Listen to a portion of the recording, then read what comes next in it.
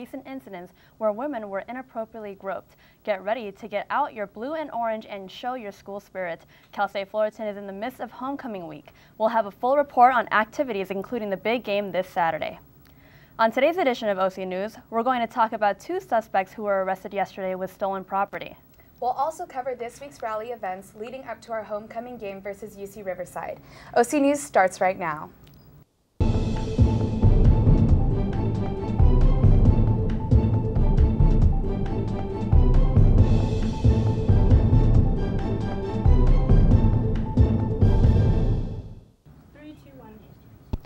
Welcome to OC News. I'm Tisha Abrea. And I'm Kelsey Lujan. OC News is brought to you by the broadcast journalism students at Cal State Fullerton. Our top story.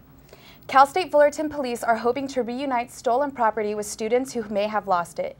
University police recovered a camera, equipment, a laptop, a guitar, a wallet, and a knife. 2 suspects were arrested yesterday afternoon adjacent to the CSUF campus and were found to be in possession of stolen property.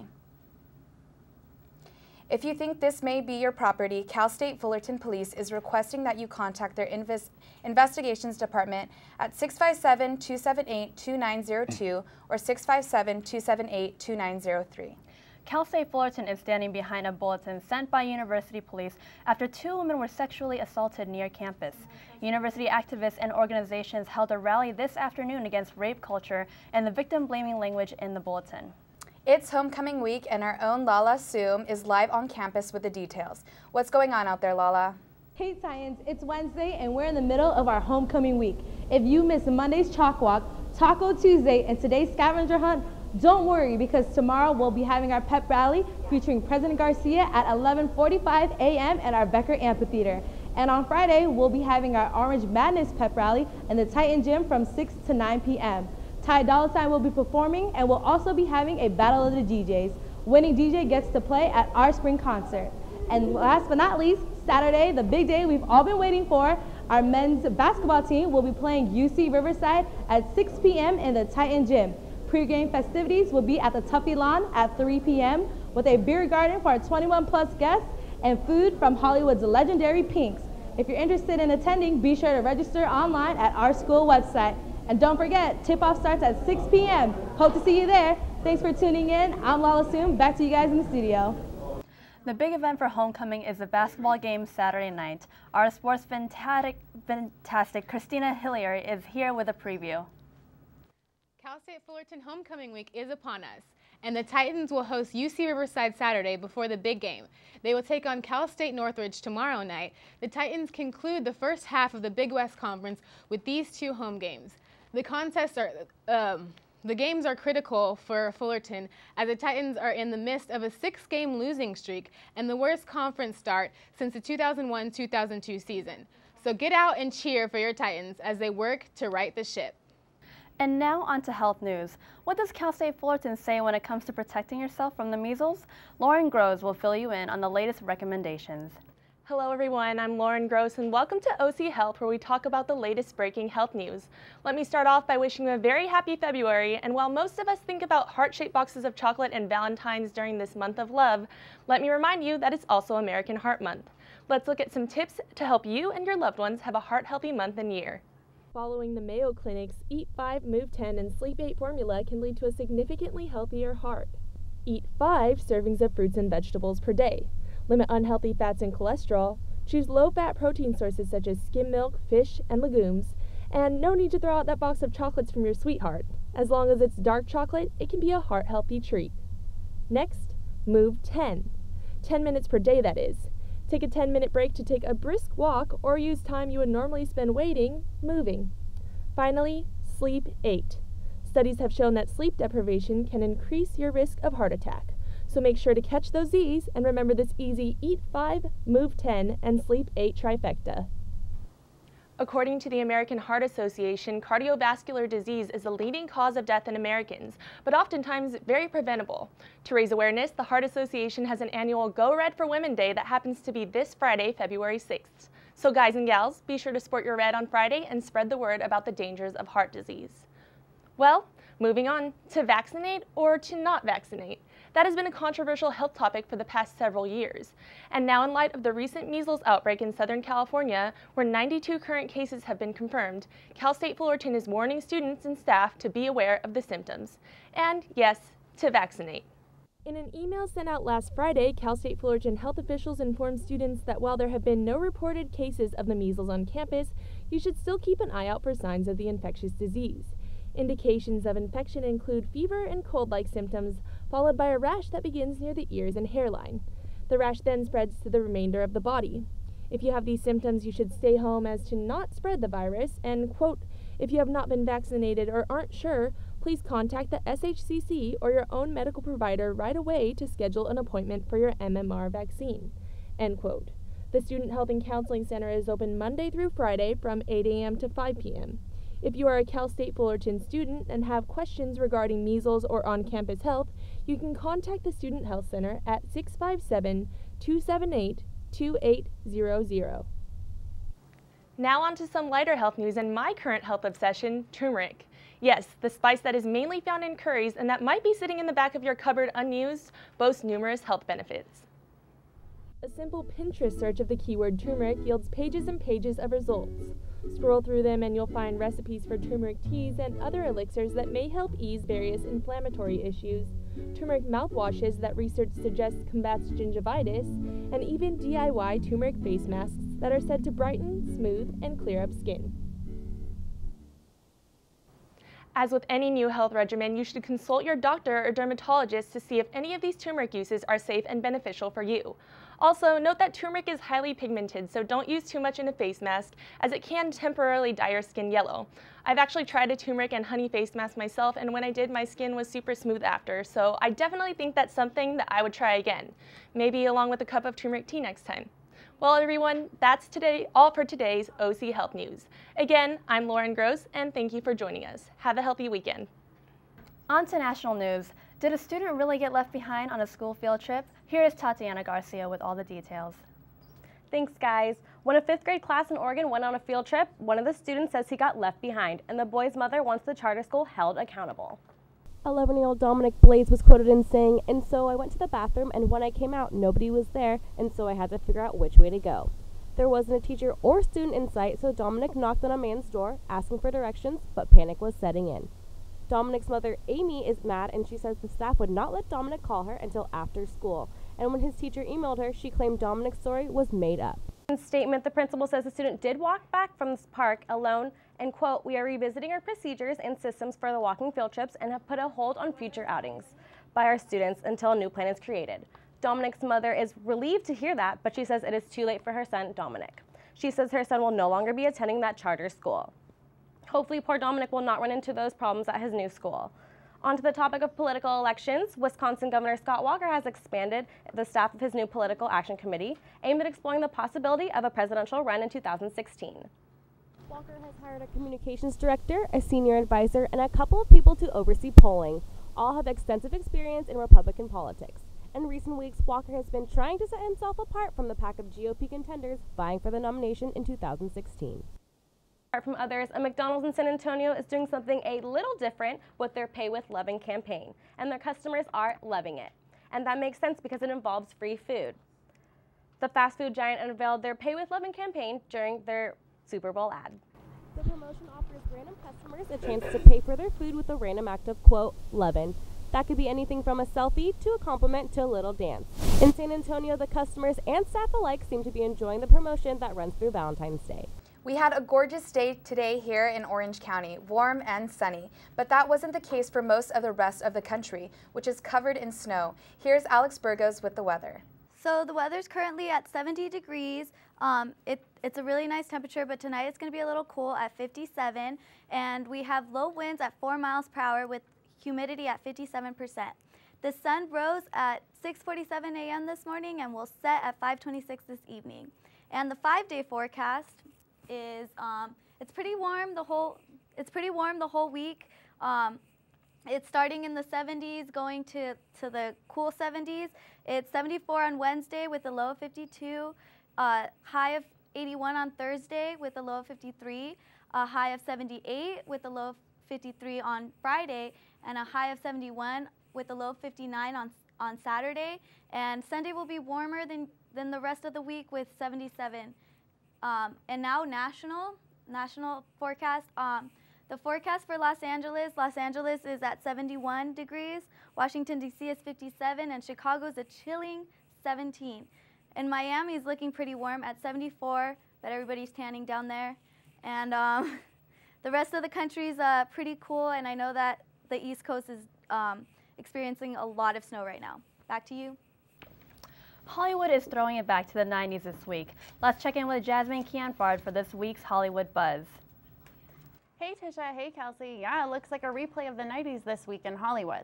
The Houston families is making headlines yet again. Bobby Brown, the daughter of late singer Whitney Houston, has been moved to a different hospital in Atlanta. Bobby Christina Brown was found face down and unresponsive in a bathtub in her home last weekend. She was placed in a medically induced coma. The circumstances hold a disturbing resemblance to her mother's death. Whitney Houston was found dead in a bathtub at a hotel near Los Angeles. Brown's family isn't commenting much about her condition, besides the fact that the 21-year-old is fighting for her life. The family's lawyer says the team is investigating what led to her hospitalization. And yet another 90s replay, former rap mogul Suge Knight has been hospitalized shortly after pleading not guilty to murder charges in a fatal hit-and-run incident. Police say that a man matching Knight's description drove over 2 other men with a red pickup truck, killing one man and injuring the other. Authorities say Knight was taken from the courthouse he appeared in Compton to a local hospital Tuesday after complaining of chest pains. Knight is no stranger to the law. In 1996, he was at the wheel of a BMW when popular rapper Tupac was shot and killed by gunmen in another vehicle. In 1997, he was sentenced to 9 years in prison for violating his probation. Knight remains hospitalized for a possible blood clot. And in lighter Hollywood news, social media is getting a little more kid-friendly. Vine, the popular social media app, is launching a new app just for kids. Vine Kids lets users use videos that have been filtered for kid-friendly content. The 6-second sharing app mirrors the real version, but with an appropriate twist. The app features cartoon characters, animals, and even sound effects, all designed for your little one in mind. The app is currently available on Apple devices and has more than 40 million users. And in other Hollywood buzz, our very own Dylan Lujano has some exciting news in the world of music. He's got the scoop on music's biggest night. Dylan? Thanks, Jasmine. That's right. The stage is set for the 57th Annual Grammy Awards this Sunday night. Not only is it an exciting night for nominees, but even more for the fans around the world. Let's take a look at how social media is blowing up with talk of the nominees and a performance by a pop icon. Set your DVRs this Sunday night on CBS to watch all your favorite music acts, from Taylor Swift to Ariana Grande, Sam Smith, and the one and only Material Girl herself, Madonna, will all hit the stage. With the Grammys only days away, nominees are tweeting with excitement for the big night. UK pop crooner Sam Smith tweeted in, quote, 5 Grammy nominations, what is happening? On a BuzzFeed Song of the Year poll, Smith landed the #1 spot with 31% of the votes.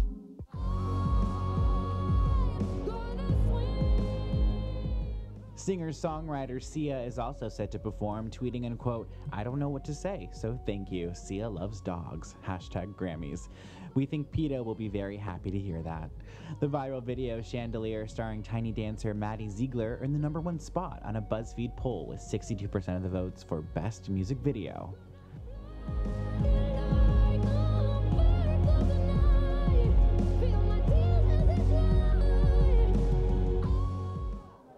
Pop icon Madonna is also set to hit the stage Sunday night, tweeting this photo of a Grammy with her artwork for her new album, Rebel Heart, which is out March 10th. This will be Madonna's 5th time performing at the Grammys, having won a total of 7 awards to date. I'm sure the whole world will be watching when she takes the stage Sunday night. Last year, Katy Perry made headlines with her one-of-a-kind couture gown that hit all the right notes. That's not the case this year. 2 words, Taylor Swift. Last year, Katy wore a whimsical Valentino haute couture gown with sheer fabric and musical print. The California girl loves to make a scene, and I can't wait to see what she'll wear this year.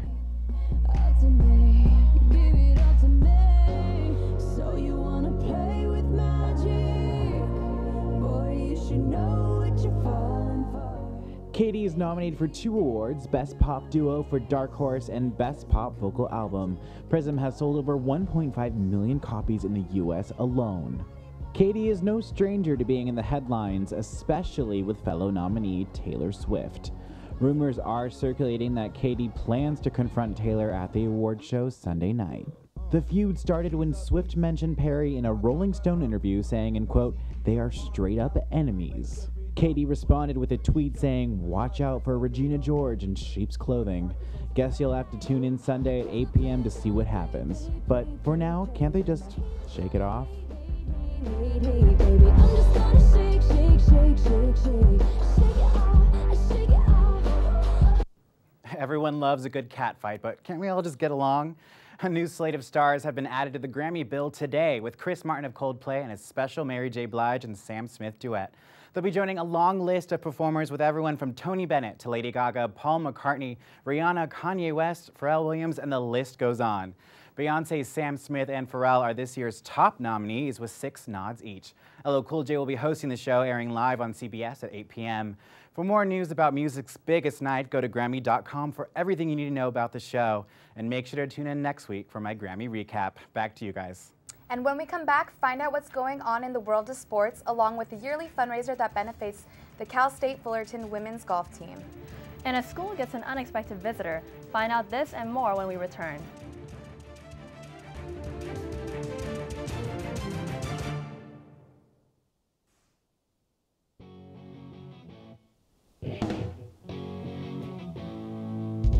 Titan TV is a student-operated facility maintained by students.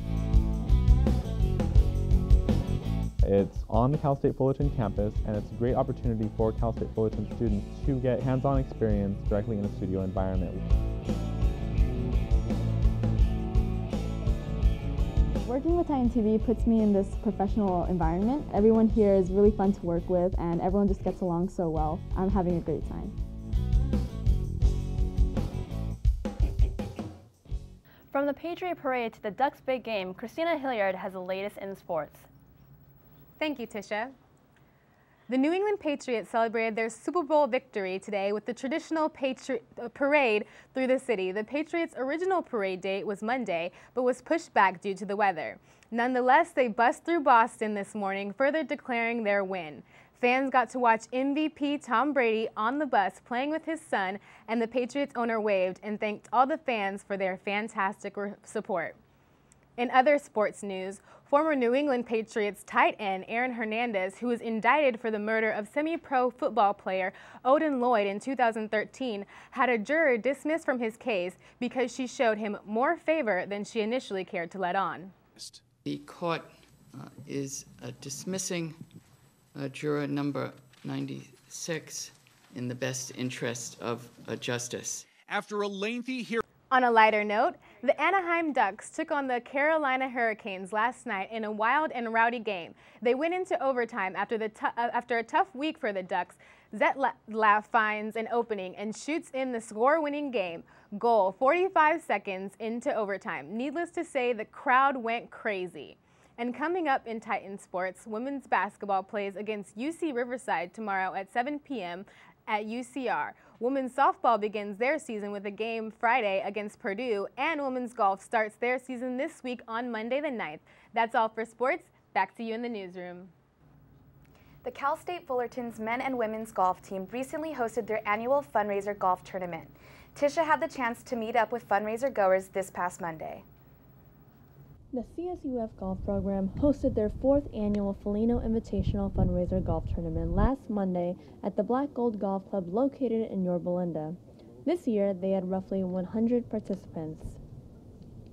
When we first started the program, we were not funded by the state. We were asked to raise our own money to fund all the scholarships and travel expenses and what have you.